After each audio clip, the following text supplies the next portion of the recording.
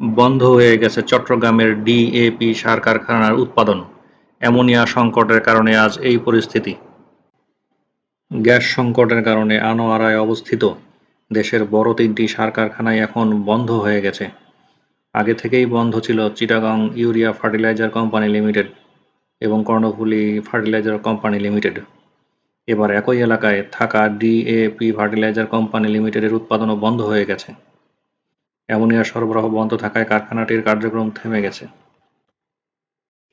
দেশের কৃষিখাতে সুষম সারের ব্যবহার নিশ্চিত করা এবং নাইট্রোজেন এবং ফসফরাস সমৃদ্ধ যৌগিক সারের চাহিদা পূরণের লক্ষ্যেই শিল্প মন্ত্রণালয়ের অধীন বাংলাদেশ কেমিক্যাল ইন্ডাস্ট্রিজ কর্পোরেশনের তত্ত্বাবধানে এই কারখানা স্থাপন করা হয়।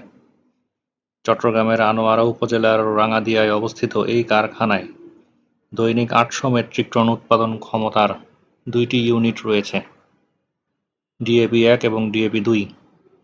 ২০০৬ সাল থেকে বাণিজ্যিক উৎপাদনে থাকা কারখানাটিতে বর্তমানে দৈনিক প্রায় ৬০০ থেকে ৭০০ মেট্রিক টন সার উৎপাদন হচ্ছিল। প্রতিষ্ঠা শুরু থেকেই পাশের সিইউএফএল এবং কাফকো থেকে অ্যামোনিয়া সরবরাহের উপরে নির্ভর করে উৎপাদন চলছিল। কিন্তু গ্যাস সংকটের কারণে ওই ২টি কারখানার উৎপাদন বন্ধ হয়ে যাওয়ায় অ্যামোনিয়া সরবরাহ পুরোপুরি বন্ধ হয়ে যায়। ফলে মজুদ অ্যামোনিয়া দিয়ে কিছুদিন উৎপাদন চালু রাখা হলেও শেষ পর্যন্ত তা ফুরিয়ে যাওয়ায় উৎপাদন বন্ধ করতে হয়েছে। প্রিয় দর্শক, সাম্প্রতিক সময়ে বাংলাদেশে যে সমস্ত ছোট এবং মাঝারি আকারের ভূমিকম্প ঘটে যাচ্ছে তা আমাদের জন্য রীতিমতো অ্যালার্মিং। ভূমিকম্প প্রতিরোধে ভূমিকম্প সহনশীল নকশার কোনো বিকল্প নেই।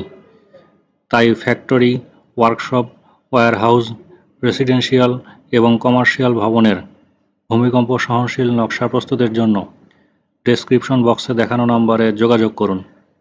প্রকৌশলী আহসান।